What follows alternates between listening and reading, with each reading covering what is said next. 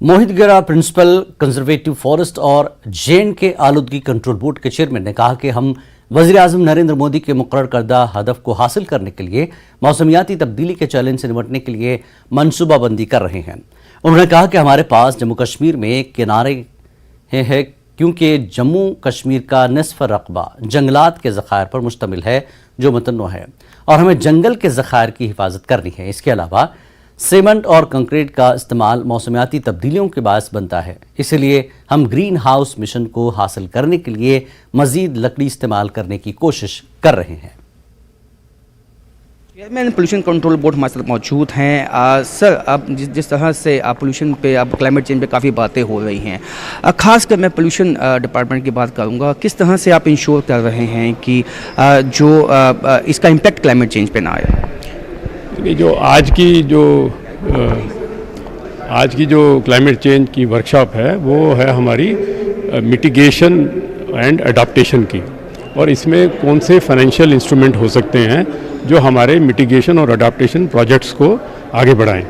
तो जैसे honourable prime minister ने एक अनाउंस किया है कि बाई 2070 हम लोग कार्बन न्यूट्रल हो जाएंगे। इसका मतलब जो भी हमारे ग्रीन हाउस गैस इमिशंस हैं, चाहे वो ट्रांसपोर्ट सेक्टर से हैं, इंडस्ट्री से हैं और बाकी हमारा जो भी एक्टिविटीज़ हैं, उनसे जो भी हमारे इमिशंस हैं वो हमारे रिमूवल्स, यानी जैसे फॉरेस्ट हैं तो फॉरेस्ट कार्बन डाइऑक्साइड को अब्जॉर्व करते हैं।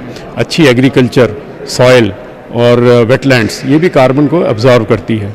तो हमने ऐसे अपनी प्लानिंग करनी है जिसमें हम सारे ग्रीन हाउस गैस इमिशंस का एक बजट रखें अपने सामने और रिमूवल्स का रखें।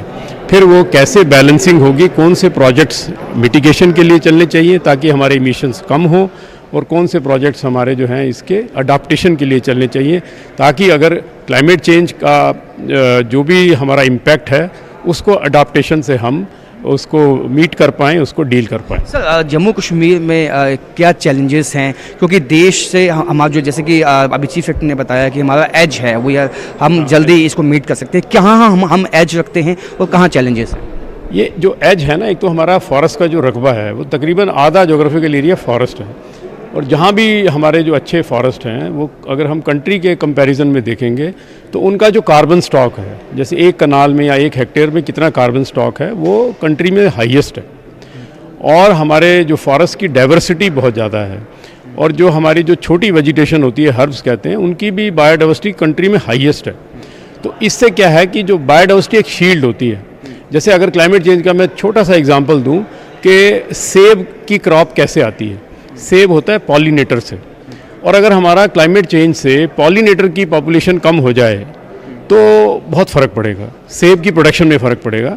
तो अगर हमारे फॉरेस्ट बरकरार रहेंगे, जहाँ पॉलिनेटर ज़्यादातर रहते हैं, या तो एग्रीकल्चर लैंड के आसपास रहते हैं, स्टेट लैंड में रहते हैं, फॉरेस्ट में रहते हैं, तो अगर पॉलिनेटर्स बरकरार रहेंगे तो एप्पल प्रोडक्शन बरकरार रहेगी।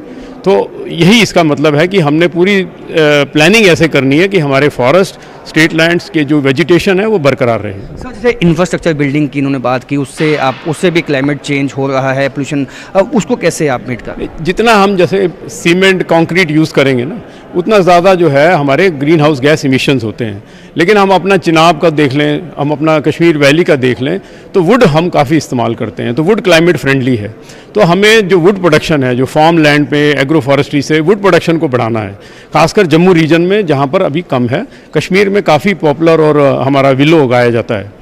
तो जितनी ज़्यादा हम वुड प्रोडक्शन करेंगे उतना स्टील कम यूज़ होगा, उतना सीमेंट कम यूज़ होगा, और उतना हमारा ग्रीन हाउस गैस का इमिशन जो जे.एंड.के के अकाउंट में चढ़ता है उतना कम होगा। एक अंतिम सवाल सर ये होगा कि जो हमारे ग्लेशियर्स की बात हो रही है वो पिघल रहे हैं, क्या ये अलार्मिंग है और कब तक आपको लगता है कि हम इसको कैसे मीट कर सकते हैं? ये ग्लेशियर्स का मैं एक्सपर्ट नहीं हूँ, लेकिन ये है कि उनका जो रिसीडिंग है और एक मेल्टिंग का प्रोसेस जारी है, तो उससे भी हम काफ़ी मुतासिर होंगे, ग्लेशियर से भी काफ़ी मुतासिर होंगे, ये हमारा मानना है। प्लान क्या है अब आगे, जिस तरह से इन्होंने कहा कि हम, जैसे चीफ सेक्रेटरी साहब ने बताया कि हमने अपना जो है क्लाइमेट चेंज मिटिगेशन और अडाप्टेशन का प्लान बनाना है।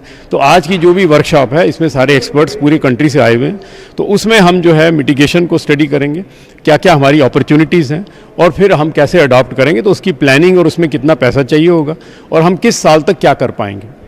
Thank you sir.